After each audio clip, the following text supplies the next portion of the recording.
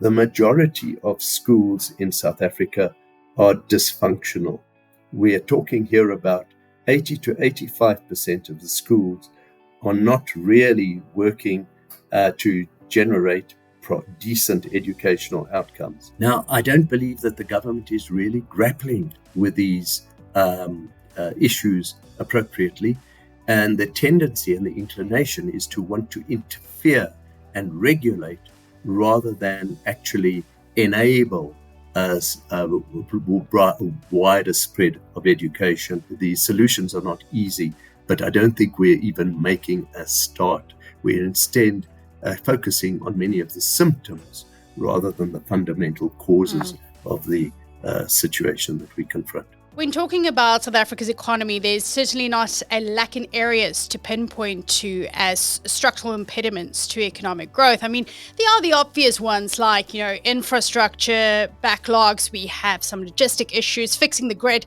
Although we have electricity, we've been having electricity for some time. It almost feels like Christmas has come early. But there are often, I think, certain things that we overlook, perhaps some deeper structural constraints and concerns that's perhaps not as obvious when we talk about South Africa's structural constraints. But for this discussion, I roped in Dr. Azar Jammine. He is the director of Econometrix and someone with institutional knowledge that spans back further than I'm old. So I am very grateful for your input into this discussion. Azar, when we South Africa's its identity markers almost is a country that's marked by deep inequality and deep levels of poverty and unemployment. It's not exactly something that we want on a report card, but if we look at the deeper underlying fundamentals, what do you think is perhaps some of the root causes of where we are? Without a doubt, there are a number of legacies of apartheid that still linger very strongly in the economy. And unfortunately, they have not been addressed since the ending of apartheid.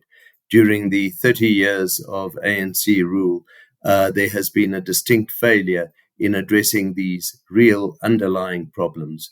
We are even today inclined to focus on the fact that we've got energy constraints, that logistical bottlenecks exist, that high crime levels exist. Yet these are basically symptoms of a more underlying set of legacies that have not properly been addressed. In very brief and summarized terms, these three legacies of apartheid that still exist are very poor educational outcomes for the majority of the people in the country. Secondly, the lack of resilience in the economy generated by insufficient small businesses in a manner that distinguishes it from many other developing countries where small businesses proliferate and are the principal creators of employment. And thirdly, the spatial inequalities. During apartheid, many of the country's people were forced to live far away from where their workplaces were, and that destroyed the social fabric of the family, where the father had to go miles and miles to find work and often stay there for a whole year before actually visiting his family. But today, I think I would like to focus mainly on the aspect of education and the inadequate outcomes that we have been generating on the educational front that are impairing our ability to grow our economy in an ever more intensively technologically intensive environment globally. Now, obviously, during this period of apartheid, the education of blacks was generally suppressed by the ruling white minority. There were schools, but they were very heavily regulated, and they generated a lot of antipathy within the black population. And that, I suppose, found its culmination in the riots that broke out in 1976 in Soweto and led to the biggest bloodbath that the country has had internally. But come 1990, early 1990s, and the change in the government of the country, there was unfortunately uh, a distinct failure on the part of the new government led by the ANC to really get to grips with improving the educational outcomes. And there are many who even suggest that actually the quality of education amongst what is known as previously disadvantaged individuals has actually deteriorated, not improved, since the ending of apartheid. There were three fundamental errors that I think were committed by the new government of Nelson Mandela. The first was to offer attractive retrenchment packages to many, many white teachers who were very well versed and experienced and took up these retrenchment packages. This was done in the name of transformation. You didn't want to have whites continuing to lecture and teach the majority of the population, who were mainly black, and which would have left a lingering taste of apartheid. But the fact was that this detracted from the ability to transfer skills from the predominantly educated white teaching population to the relatively uneducated black population. Secondly, the government did away with teachers' training colleges, linked to some extent with the first factor of not wanting to see the legacies of apartheid continuing, but in practice, that led to a deterioration in the quality of teachers that were generated. And thirdly, the government introduced a new, very ambitious curriculum called outcomes-based education, whereby education was kind of promoted on a group level amongst students. But this works extremely well when you have very highly sophisticated educational institutions. The private schooling system in South Africa benefited enormously from this and generated a lot of good thinkers. But if you don't have the appropriate teaching staff, as was the case in the majority of schools, this was a recipe for absolute disaster and an inability of people to actually acquire the skills needed to think cognitively and to be able to read and write properly. And the result was that progressively, even though the economy started recovering after 1994, there was a distinct failure on the part of the educational system to generate skills the commensurate with the improvement in the economy. And what we have seen is a progressive fallout of students long before they reach the end of their schooling career. In 2023, around 43% of those who had begun school 12 years earlier ended up not writing the final matric exam at all, or not entering that. Were lost to the system. And when they go out into the workplace, clearly, and employers ask, well, what have you learned? They realize that these persons are grossly undereducated and unable to add value in whatever form. Then you get to the actual matriculation, the final school leaving year. And what one sees is that only around 2/3 of those who were writing those matric exam results ended up passing them. The pass rate has progressively improved to around 80%, but that is not the issue. In the interim, what the government did in its wisdom was to reduce the pass rate for 3 out of the 6 subjects that students had to get through to 30%. And that's an extremely low benchmark to try and generate the kind of skills that are required. Beyond that, it was extremely detrimental to the country to introduce a 2-grade system for mathematics, what is called higher grade and standard grade, and or what has come to be known as maths literacy.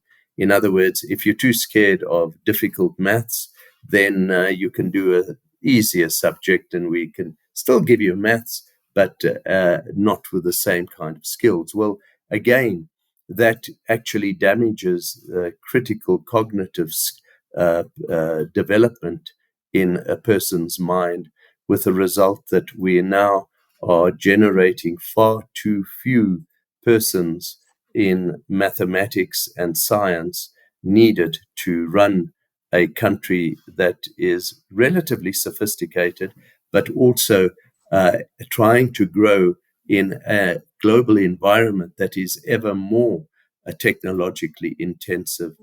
The government has kept drawing attention to the need to try and prepare the country for the 4th industrial revolution, and more recently now, the artificial intelligence revolution. But if so few students are actually well versed in being able to think in a manner that is needed to actually accommodate that kind of requirement, you are not going to generate enough engineers, doctors, technicians, scientific professionals that can actually enable the economy to accommodate the skills required for economic growth. The government keeps pushing a strategy of industrialization without recognizing that industrialization requires some of those critical skills in engineering and science, and yet we are just not producing enough. The situation has been exacerbated by deliberate regulation aimed at promoting people from previously disadvantaged backgrounds to try and take up some of these skills, and in the process has worked against the development of skills of those who have managed to get very successful education, largely your white population, with the result that many who do acquire the skills in maths and science and medicine and the like tend to leave the country's shores, depriving the country of the skills base needed to promote higher economic growth. It is I know there are many factors contributing towards the low level of infrastructural investment that has taken place in the economy and held back economic growth over recent years. But one of those undoubtedly is the lack of proficiency in science arena. To give you the practical example that is absolutely stuns most people is the fact that you have around 1.2 million students starting school, and 12 years later, when they should be writing their matriculation, their school leaving exams, only 38,000 last year passed mathematics with 60% or more. Now, why do I use 60%? I could have used 50, I could have used 70 and got slightly different results. But it does suggest that no more than 3% of those who start school end up with a certificate that speaks to an ability to think cognitively in such a manner as to be able to take upon critical tasks in a number of different professions, including, as I mentioned, the obvious ones are medicine and engineering and science, but there are many others, economics, even accountancy, where you need to be able to count properly. And 60% pass rate is not terribly demanding in the broader scheme of things, and yet only 3 out of every 100 of those who begin school actually qualify with that kind of education. Now, there are some problems that the country faces in education that have been relatively insurmountable, and we need to try and find ways of overcoming them. The first is the legacy of apartheid in terms of the spatial inequality and the fathers of families having to work far away from the rest of their families has meant that many of the multitude of families in South Africa are characterized by a one-parent home for most of the time, and that is not very conducive towards developing an educated child. You cannot rely on the educational system, the formal educational system alone, to generate all the proper education that is required. And secondly, we've got a problem of language where the country has 12 different official languages. And at primary school level, many of the youngsters are not well versed in any language other than their maternal language, and yet are being bombarded with concepts that have been developed in English specifically, and to some extent Afrikaans, and there's been an inability to actually overcome that transition from indigenous home language to be able to get sufficient proficiency in English to be able to acquire and assimilate basic concepts that are so critical in actually being able to understand how maths works, how ordinary literacy works. And the result has been that a number of studies, international studies, that South Africa has, to the government's credit, subjected itself to, we have come very stone last virtually amongst a series of countries in terms of our cognitive and literacy abilities at different young ages of 9 or 13 or whatever the case may be. And these PIRLS studies have actually been quite shocking and are virtually as important in gauging our progress in education as the final matric exam results. Now, why this is also essential for the workplace is because studies, and one doesn't need to go further than the Statistics South Africa Labour Force Survey, which measures the levels of unemployment relative to the levels of educational qualifications. And those show quite distinctly, there is no question, there is a very high correlation between the ability to find a job and the qualification that you achieve. For example, roughly speaking, around over 40% of those who don't finish school are unemployed. Then around 32% of those who finish matric but don't get any further qualification end up being unemployed. Whereas those with diplomas of sorts, post-school diplomas, the unemployment rate drops to 20% or less. And for graduates, the unemployment rate is below 10%.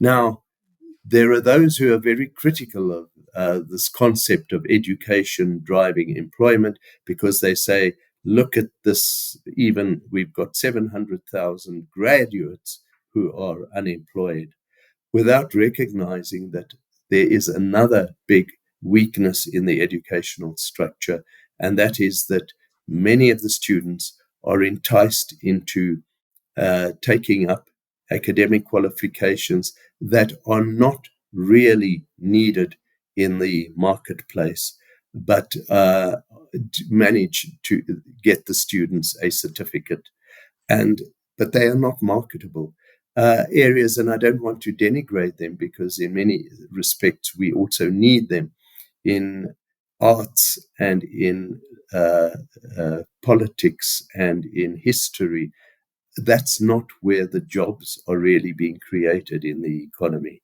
The jobs are being created in finance and uh, uh, in industry and in management, and those require different skills from those that even those the unemployed graduates actually aspire to. But the fact is that fewer than 10% of graduates are unemployed, whereas 30 to 40% of those without a tertiary qualification end up being unemployed. So there's your first example of the importance of education. It's not the be all and end all, as I've mentioned, but it's a very important aspect. And secondly, unfortunately, it cuts, there is a correlation between those outcomes and the interracial situation in South Africa. By far, the highest unemployment rate resides amongst Black Africans, followed by Coloureds, followed by Indians, where the extent of educational advancement has been quite massive relative to other race groups in the country in the last 30 years, even though the Indian community was discriminated against during apartheid. And this is where one sees the sense of the family unit playing such an important role in education.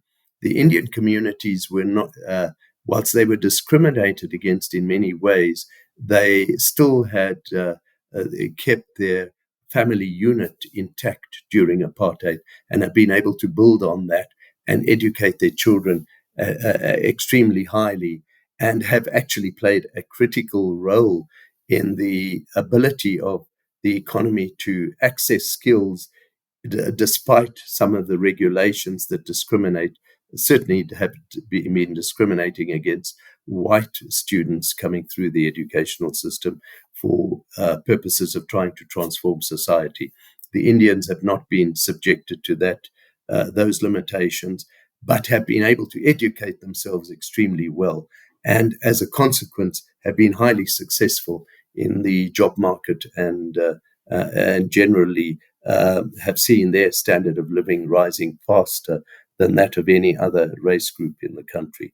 But the point is, why are blacks so much more unemployed, generally speaking, than whites? And it's basically because the educational system has not evolved in such a manner as to actually enhance their ability to achieve decent education.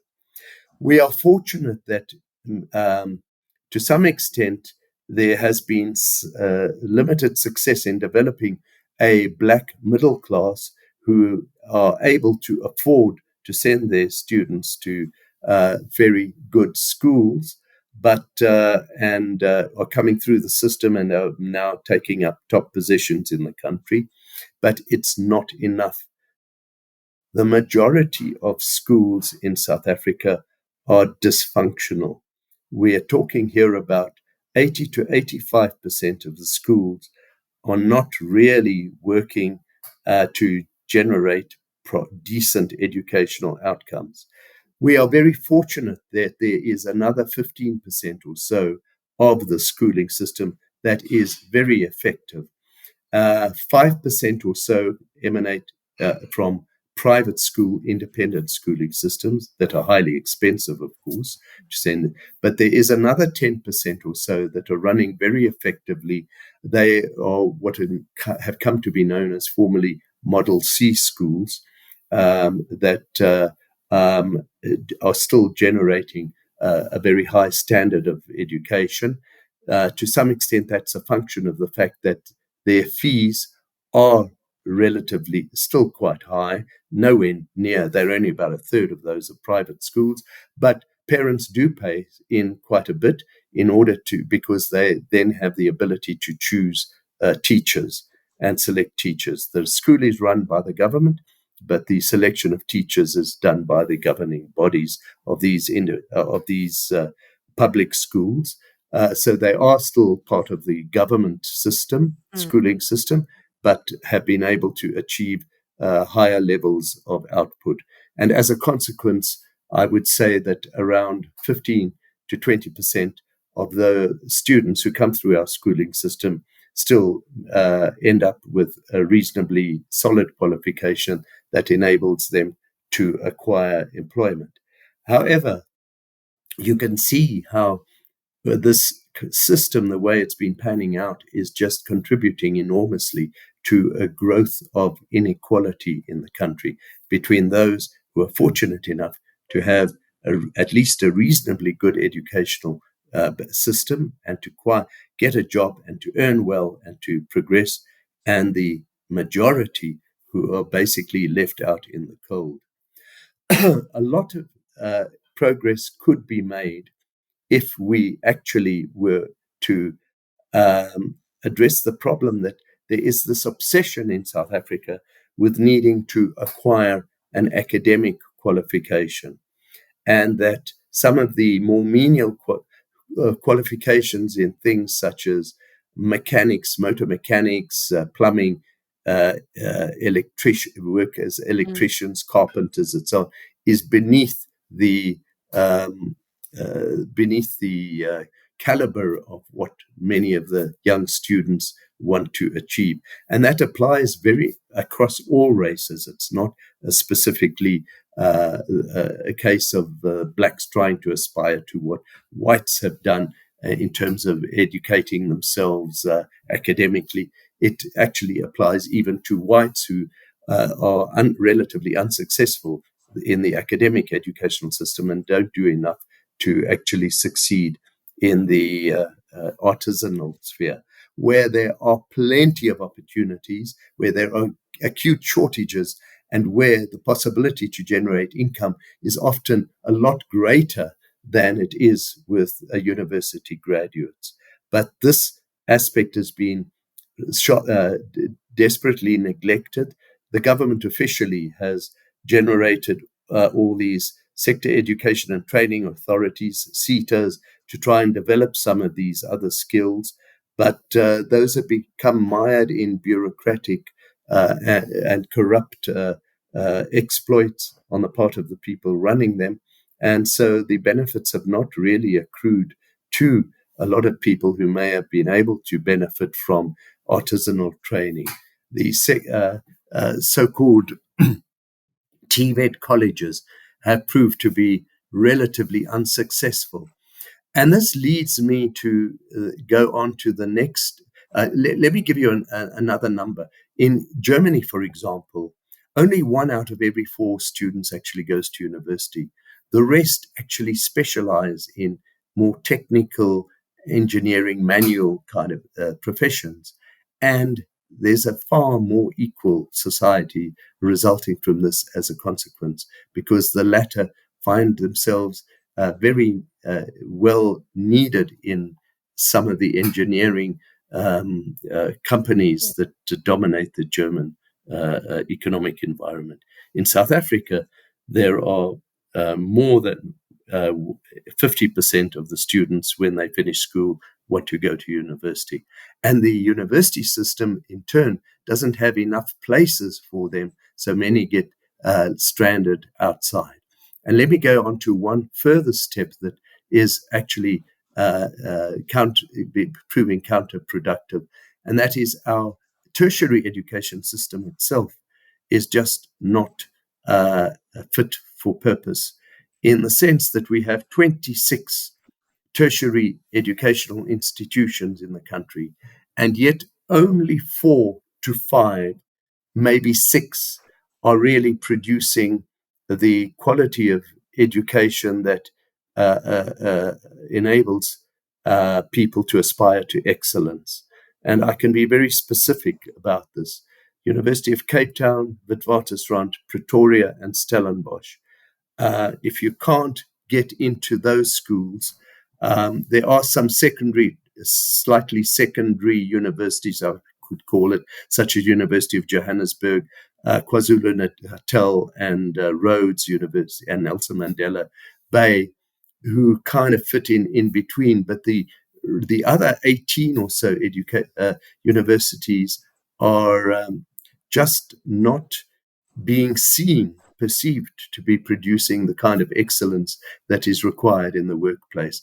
And that exacerbates the situation of unemployment, where you find a lot of youngsters going to these other universities, getting qualifications, but employers being reluctant to take them on because they don't recognize the universities that they've been to as being sufficiently good to generate skills, which is a very unfortunate kind of situation.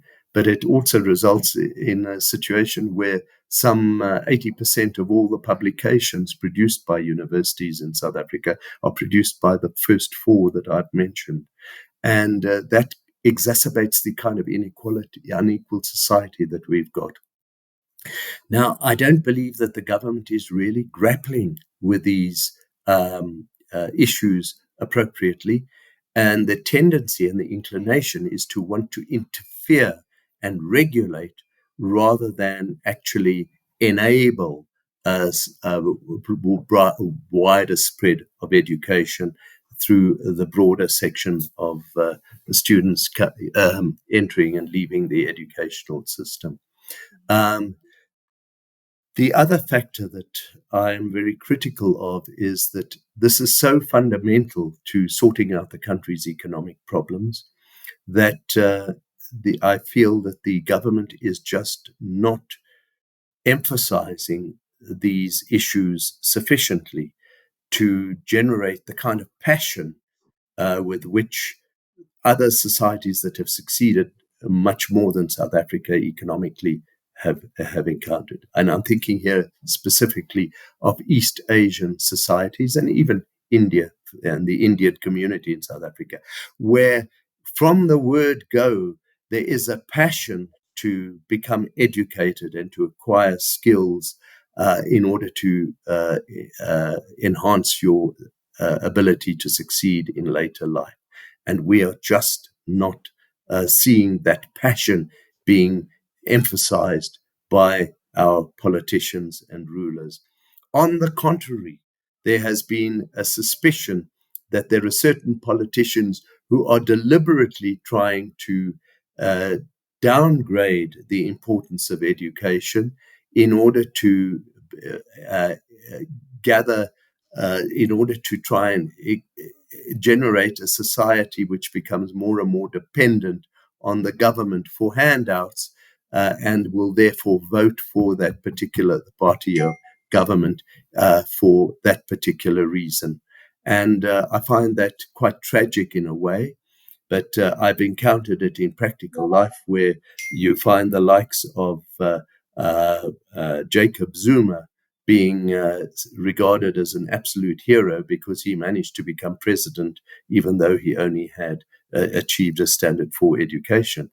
Now, Jacob Zuma is a highly intelligent person, but the message that was generated by his incumbency was precisely the wrong one in terms of generating the kind of educational outcomes that were required in the economy.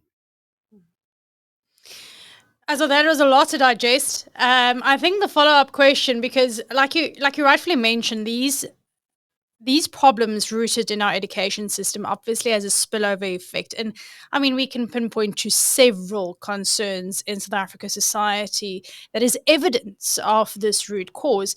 For example, you mentioned some of the statistics, but one of the spillovers is I looked at the NEET, the Not in Education and Employment or Tertiary Institutions metric of Stats SA among 15 to 24-year-olds. And that rate is increasing. I think it's about 34, 35, 36% at the moment, and it continues to increase, which means this South Africa almost sits with a skills mismatch at the moment.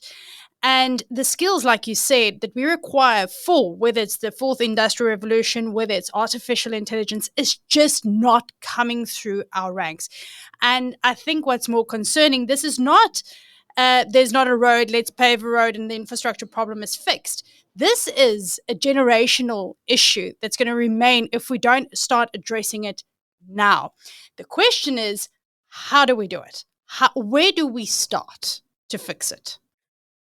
Ilse Marie, you're absolutely correct. And I think one of the factors that I didn't allude to when you talk about generational problem, it's going to become ever more acute, because one of the statistics that astounds most South Africans, which points to greater and greater potential for this inequality to just be increase all the time, is the fact that the core of your educated people has in the past resided with the white population.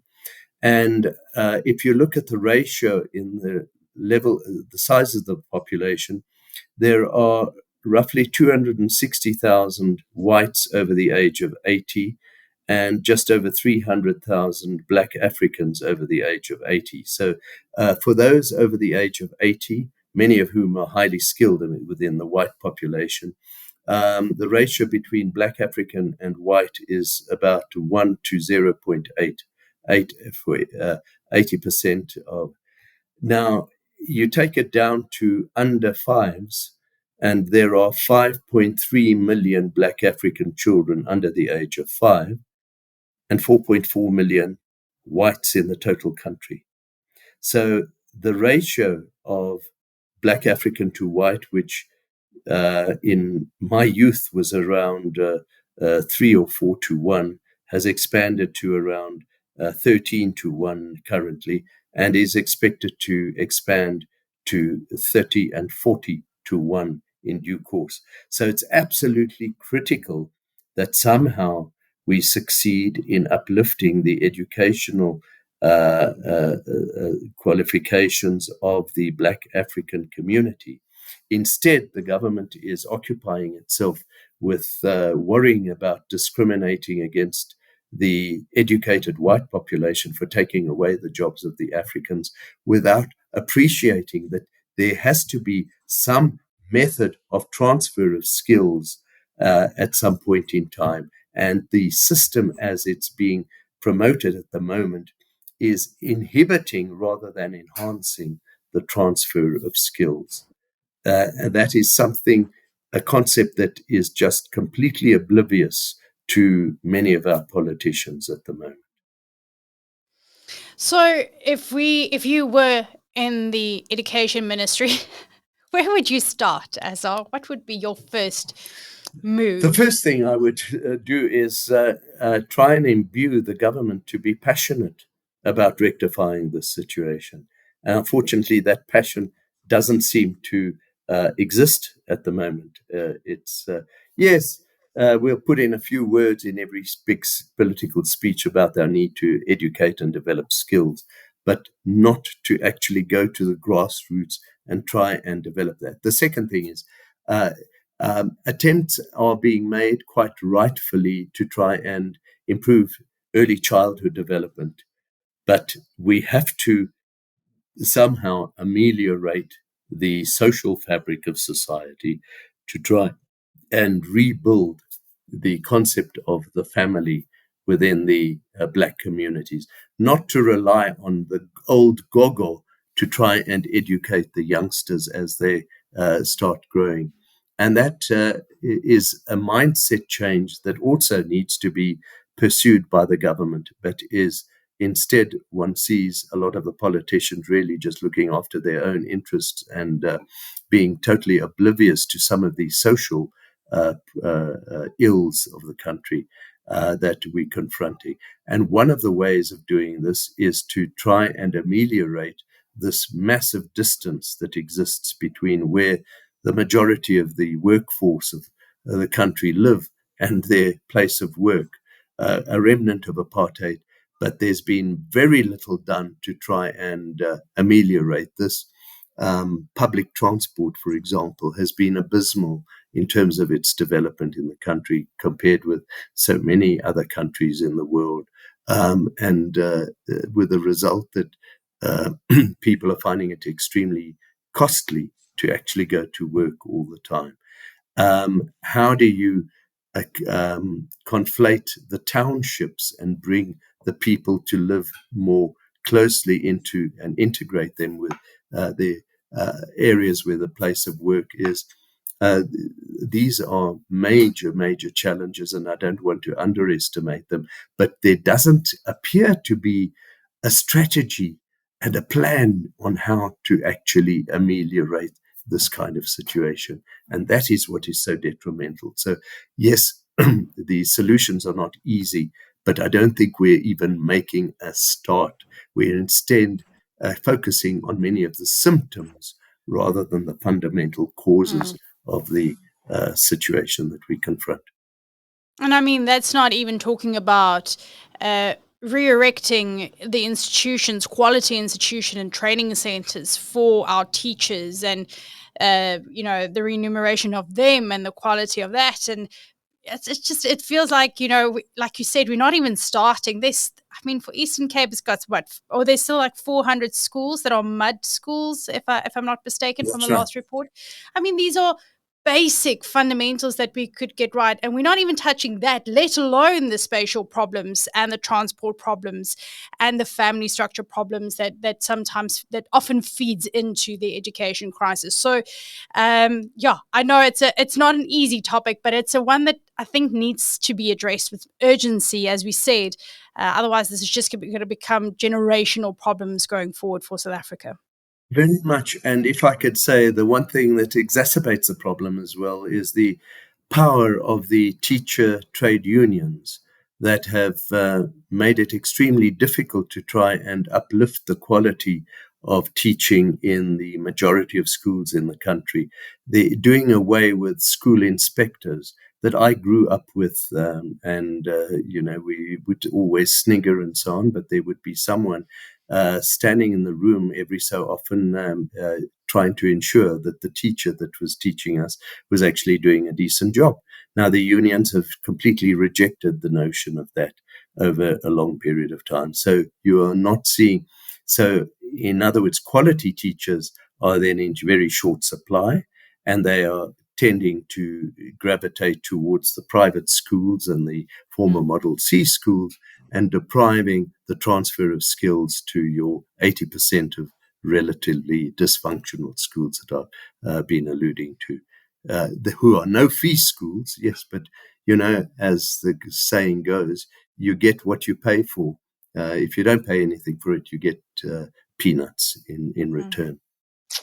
Yeah, such a sad state of affairs. Well, Azar, we got through the first leg of unpacking South Africa's structural problems, and I mean, it's just like I mentioned before we started, your institutional memory on all of this is just fascinating to listen to. So I look forward to unpacking some of South Africa's other structural problems going forward, and who knows, we might just solve for world peace when we come to the end.